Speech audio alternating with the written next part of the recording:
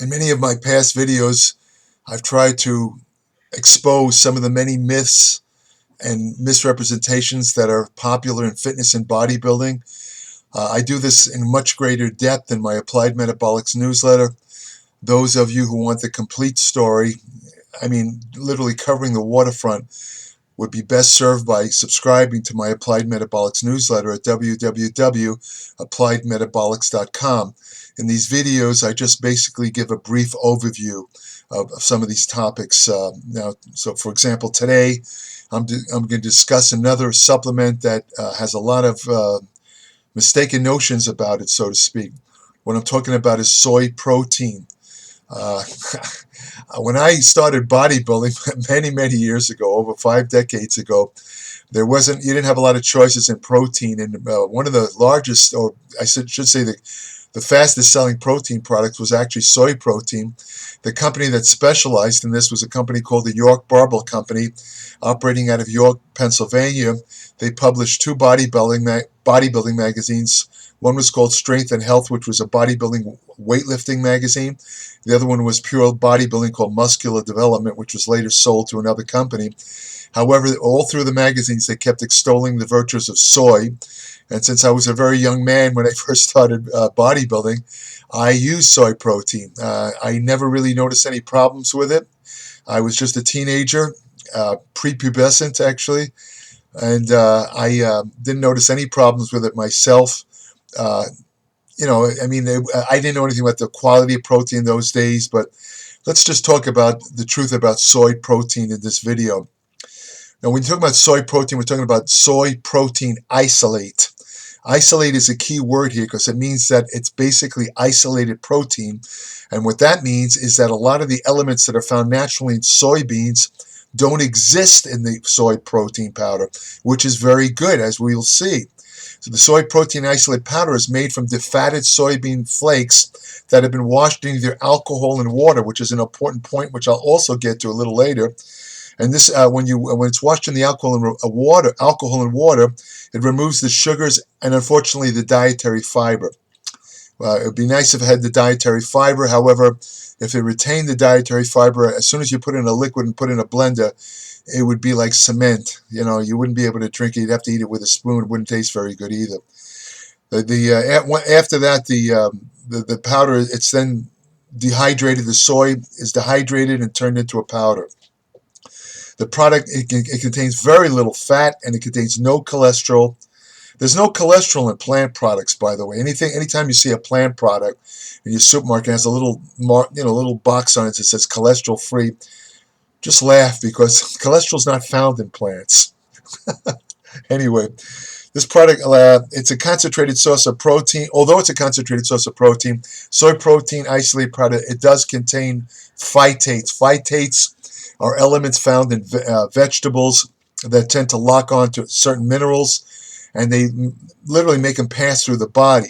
So that's not a good feature of soy protein. It does contain some phytates, not a lot, but there's one particular mineral, which again I'll discuss in a couple of minutes, that is kind of associated. This is a problem, or could be a problem, and I'll talk about that. Unlike most other plant-based protein, soy is a complete protein. What does that mean? A complete protein is a protein that contains all 9 essential amino acids.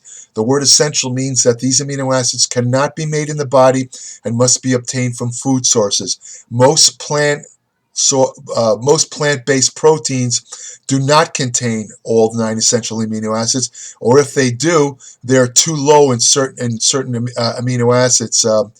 For example, what can I say? A lot of, I think it's corn, if I remember correctly, is low in an essential amino acid called lysine. The soy tends to be a little bit on the low side of methionine, which is an essential amino acid, but it does contain enough to make it a complete protein. It's just that it doesn't contain as much essential amino acids as animal-based proteins, such as milk and eggs and meat and all that stuff. This is why animal-based proteins tend to be superior to building muscle, simply because they contain more essential amino acids, particularly the branched chain amino acid leucine, which is the key. That's the kickstart element that starts the whole muscle protein synthesis process. However, compared to whey and soy casein proteins, soy sits somewhere in the middle as far as muscle protein synthesis goes. In other words, whey is a rapidly released protein. When you ingest whey, it peaks in the blood in 60 minutes. It's mostly gone by the 90-minute mark. Casein, which is the other main milk protein, consists of 80% casein, 20% whey. Casein, the other milk protein, it kind of curdles when you ingest it. It kind of curdles in your stomach, and this causes a very slow release of the protein or the amino acids contained in casein. They're released over a 7-hour period. So casein is a very slow release protein. Now soy is right in the middle. Soy is not released as fast as whey, not released as slowly as casein. It's what they call an intermediate protein. But there's a problem also with soy. I'll also get that in a minute. But a 2009 study that compared whey hydrolysate. Whey hydrolysate is a pre-digested whey that's absorbed very fast, even faster than whey. It can reach your blood in only 15 to 20 minutes. It's almost like taking straight amino acids. Anyway, the 2009 studies compared whey hydrolysate, casein, and soy isolate proteins and found that the whey produced the greatest rate of muscle protein synthesis, but the soy protein produced better effects than casein. Why is that? Again, it relates to what I said earlier. Soy is an intermediate release protein, meaning the amino acids contained in soy get into your body faster than the amino acids contained in casein. So in this study that compared whey hydrolysates, casein, and soy, the soy actually produced better muscle protein synthesis effects than casein simply because the amino acids got into the body faster. The whey was superior because it has the highest leucine content. Again, you have to have all the essential amino acids present for muscle protein synthesis to occur, but the key amino acid that starts it all is leucine, and whey protein is loaded with leucine. You do not need to take a separate branched chain amino acid or leucine supplement if you're using whey protein. It's loaded with both of them. Don't waste your money on branched chain amino acids or leucine if you're already taking a good solid whey protein isolate or a hydrolysate or something like that. Another study published in 2009 found that whey protein produced better muscle protein synthesis in both young and old subjects. So it works, the whey works better in both young and old. Some studies show that rather than being used for muscle protein synthesis, soy tends to be used for protein synthesis in the internal organs. In other words, I'm not sure the reasons why, but for some reason when you ingest soy protein, it's preferentially used to go to replace worn-out proteins in your gut. For example, your intestine, the cells that line your intestine, they slough off every 3 days, and they have to be replaced, and this requires protein synthesis. And if you ingest soy, the soy will be used for that, rather than getting into the muscle and promoting muscle protein synthesis. This is another reason why soy protein is really inferior to animal proteins such as whey and casein for building muscle. On the other hand, some recent studies show that if you produce a blend of 3 proteins, whey, casein, and soy, you actually get better muscle protein synthesis than whey alone. And why is the reason? Because you have, again, it's almost like a time release effect.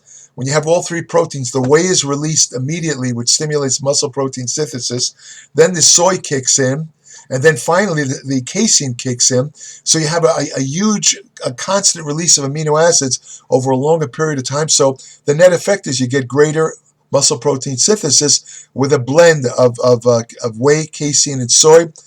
That's the good news. The bad news is that these studies that showed that to be true are all sponsored by companies that produce soy.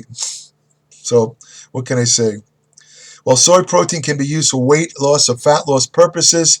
It's not as effective as animal-based proteins such as whey. The animal-based proteins seem to retain more lean mass under strict low-calorie or low-carbohydrate conditions. If you want to retain more mass, you want to go with the animal-based proteins. In relation to health effects, a 2015 study in the British Journal of Nutrition that looked at the results of 35 previous studies, it's called a meta-analysis, on soy protein found that soy protein increased levels of high-density lipoprotein.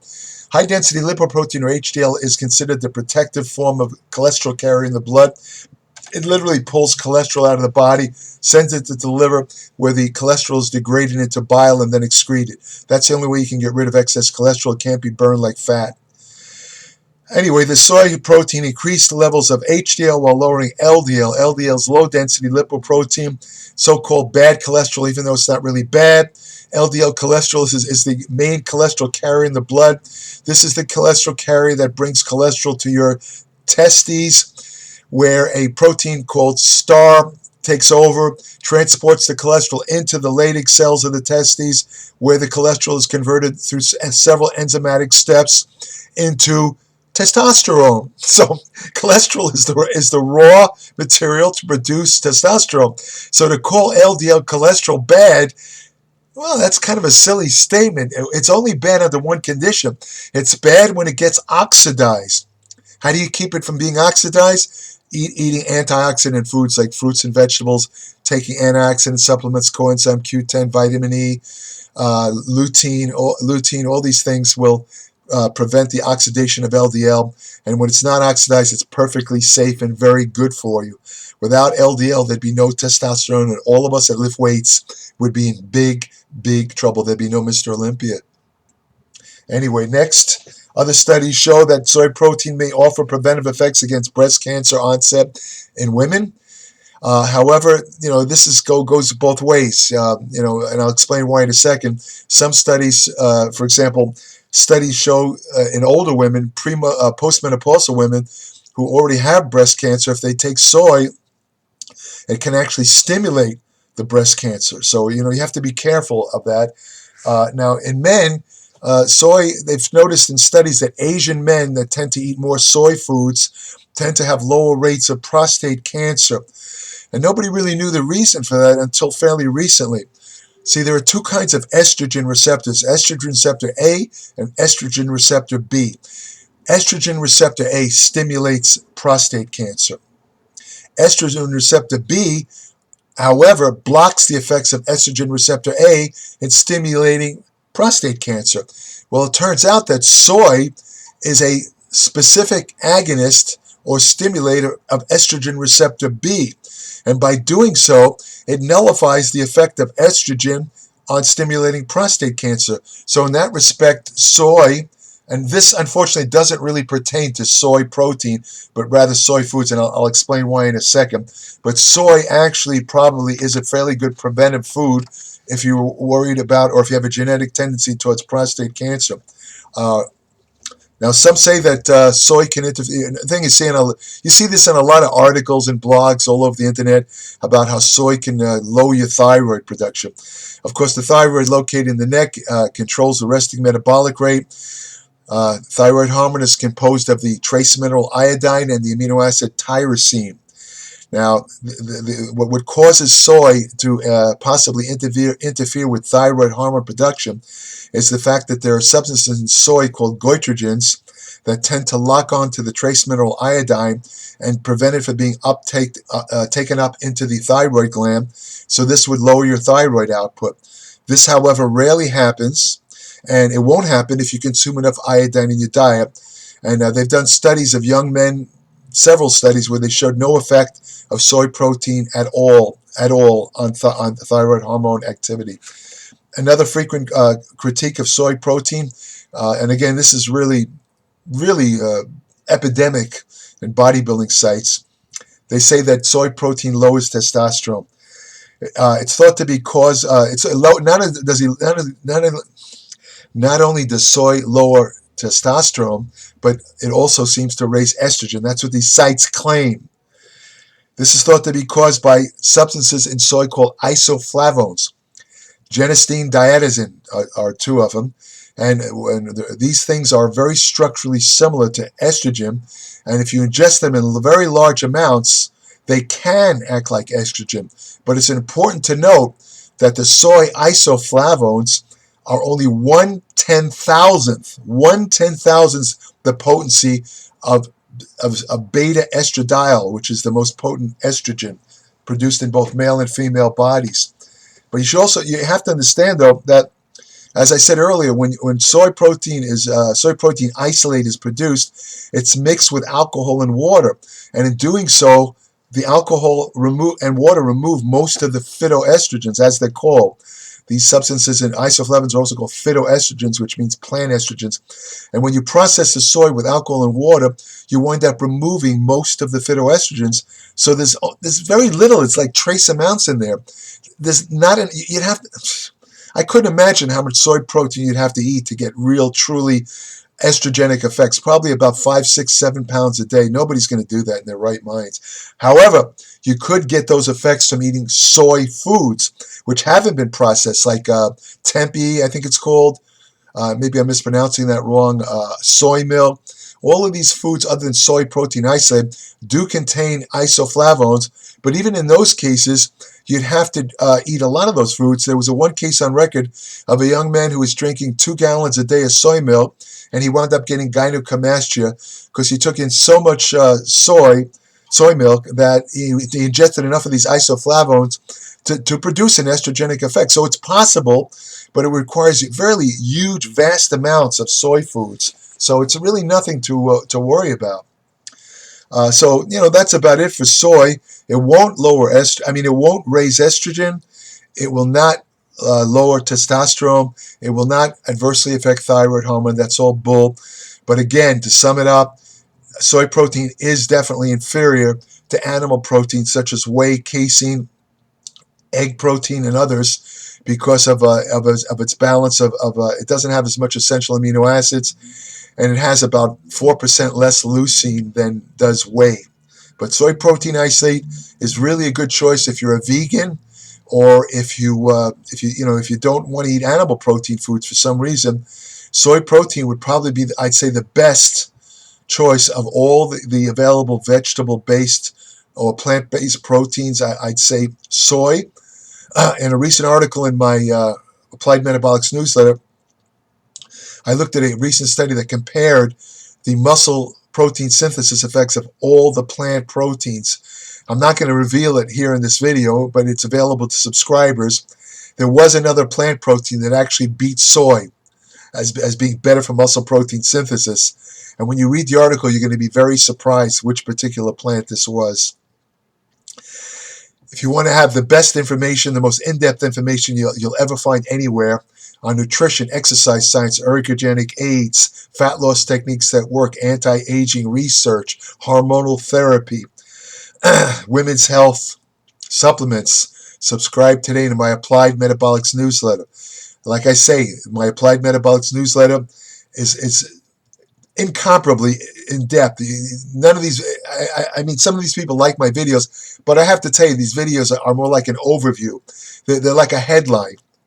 They're like watching TV news where you don't get the real depth of the story. To that, you have to read a newspaper. So my Applied Metabolics News is like reading a newspaper where you get all the information, everything known. So www.appliedmetabolics.com. It's 40 to 50 pages every month, no advertisements, all evidence-based information based on my 57 years of study and empirical experience. No matter what your level of knowledge or education, you will learn something in every issue of Applied Metabolics. I guarantee that. I promise that.